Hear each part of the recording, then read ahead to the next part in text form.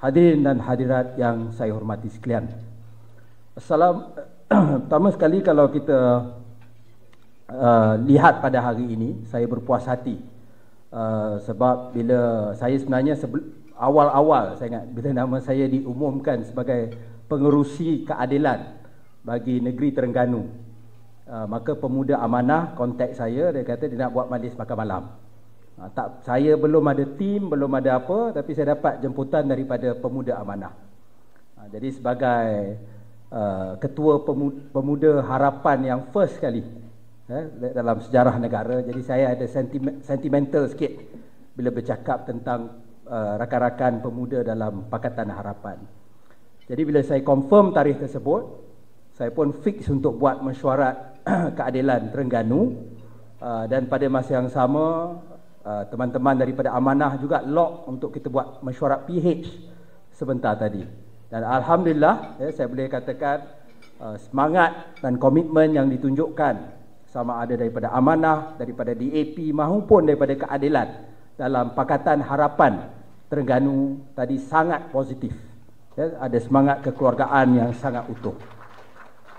Sebab kita bergerak sebagai, bukan kita tahu, saya bila diberikan tugasan ini, memang kali ini pimpinan keadilan dia memilih timbalan dan naib-naib presiden untuk memegang pengerusi-pengerusi negeri. Tapi saya dapat Kelantan dan Terengganu, yang mana Pakatan Harapan tak ada sebiji kursi pun tak ada.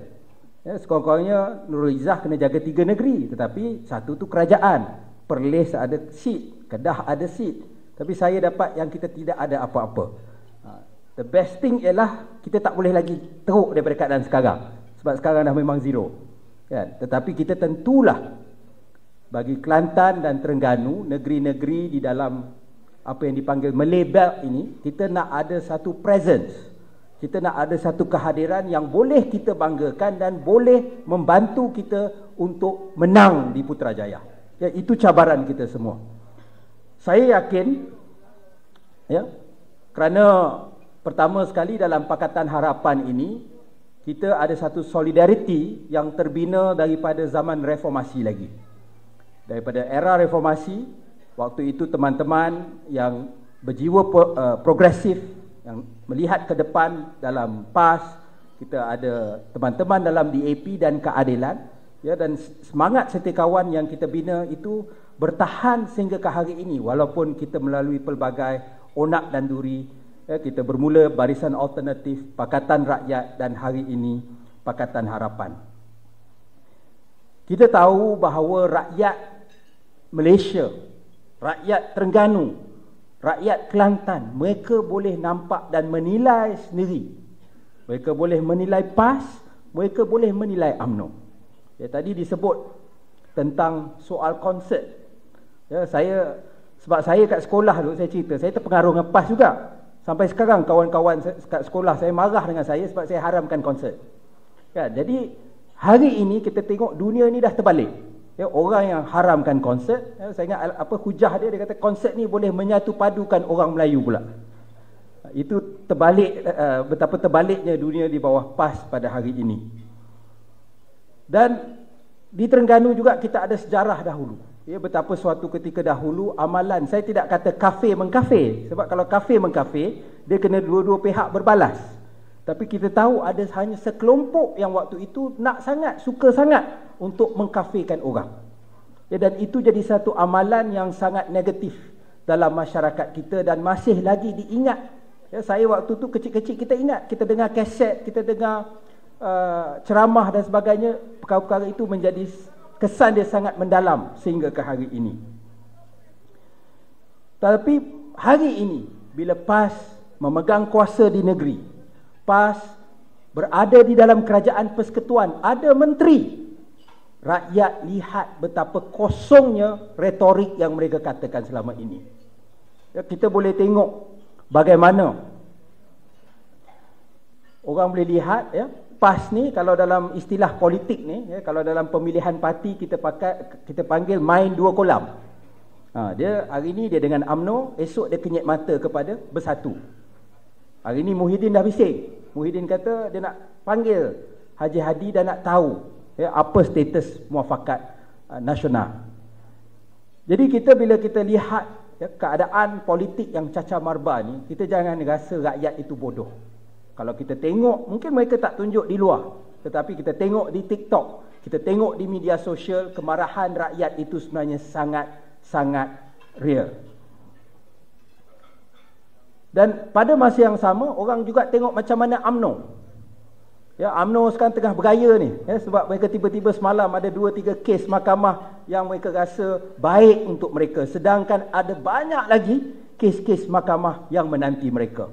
Tetapi kegilaan yang terbesar, ini dalam UMNO ni, kita bukan cakap rakan-rakan dalam satu pakatan, dalam UMNO sendiri, dalam satu parti, kita boleh tengok macam mana hubungan di antara kepimpinan negara yang dari UMNO dan juga kepimpinan parti UMNO itu sendiri.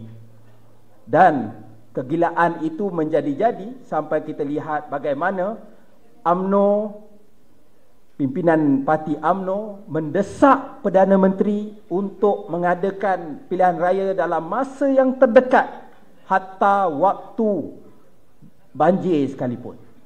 Bayangkan, dia boleh cakap ini bukan sembang di meja makan di kedai mamak, bukan. Ini ucapan rasmi UMNO. Presiden kata kalau buat waktu banjir, kita sanggup redah untuk adakan pilihan raya. Makna nampak sangat, dia memang jelas sangat bahawa mereka tak fikir pasal rakyat. Dan sebenarnya mungkin mereka merasakan kalau buat waktu banjir, orang biasa takkan turun, mereka boleh kerah hanya orang UMNO turun, mereka rasa mungkin lebih confident untuk masuk ke pilihan raya. Sebab kita kena ingat, walaupun keputusan di Johor, keputusan di Melaka itu melukakan hati kita, mengecewakan kita, tetapi di dalam kedua-dua PRN itu undi UMNO tidak meningkat. Tidak meningkat. Ada sedikit pertambahan untuk bersatu dari segi pengundi atas pagar, tetapi undi UMNO itu tidak meningkat. Dan ini ialah di dua negeri UMNO terkuat di dunia. Untuk dua negeri PAS terkuat di dunia ni saya tak tahulah macam mana. Itu ialah cabaran yang kita hadapi. Dan cabaran yang satu lagi yang kita kena hadapi, sebab ini ialah event pemuda, cabaran kita untuk mendekati golongan undi 18. Golongan ini pemikiran mereka sangat berbeza dengan kita. Cara mereka dapat maklumat sangat berbeza dengan kita. Jadi kita kadang-kadang kita masuk TikTok kita syok, tapi TikTok kita cakap politik, pusing kat sini je. Kan, adakah orang-orang anak-anak muda di luar sana mereka melihat konten kita, mereka membaca konten kita. Mereka sudah masuk ke dalam daftar pemilih secara automatik dan kita memerlukan mereka bersama kita untuk memastikan kemenangan kita. Dan saya merasakan generasi muda ini menjadi lebih kritikal di negeri-negeri seperti Terengganu maupun di Kelantan. Dan mereka juga merupakan generasi COVID. Ini generasi, kalau dulu zaman ayah saya dulu dia panggil generasi perang. Orang yang belajar waktu perang, pembelajaran mereka terganggu. Bagi generasi hari ini ialah generasi COVID. Mereka belajar dalam keadaan yang tidak sempurna. Orang yang kaya, okeylah dia ada boleh keadaan dia masih selesa. Tapi kalau kena pakai peranti kecil, internet pun lemah. Bayangkan bagaimana mereka hadir ke sekolah ataupun universiti secara maya tempoh hari. Jadi kita kena ingat pada mereka. Ramai di antara mereka masuk universiti dengan hutang PTPTN, keluar, mereka terpaksa bekerja Grab, mereka terpaksa bekerja pelbagai kerja-kerja yang tidak tetap, dan sehingga akhirnya ijazah mereka tidak bermakna dan mereka terpaksa memikul hutang yang besar. Jadi saudara-saudara yang saya hormati sekalian, saya tidak mahu bercakap panjang. Cuma saya mengatakan bahawa kita perlu memastikan Pakatan Harapan relevan bagi anak-anak muda yang ada, bagi kita mencapai kemenangan dalam pilihan raya kali ini. Saya yakin tidak ada apa yang mustahil. Bila kita masuk ke pilihan raya Selangor 2008, waktu itu saya ada bapa saudara saya offer saya bertanding di Kelantan, sebab dia kata kita pembangkang ni tak boleh menang kat Selangor tahun 2008. Dia kata kalau kat Kelantan tu bolehlah kami ni tumpang PAS waktu tu dapat kemenangan. Tapi tiba-tiba pada pilihan raya 2008 daripada 2 kerusi DAP, Pakatan Rakyat dapat 36 kerusi di negeri Selangor. Yang penting ialah kita bekerja keras, kita memastikan mesej kita sampai, kita yakin dengan kebijaksanaan rakyat. We must be confident of the wisdom of the people. InsyaAllah, saya yakin kita boleh mencapai kemenangan di kawasan Pantai Timur yang akan membantu kita untuk kembali meraih mandat di Putrajaya. Sekian, wassalamualaikum warahmatullahi taala wabarakatuh.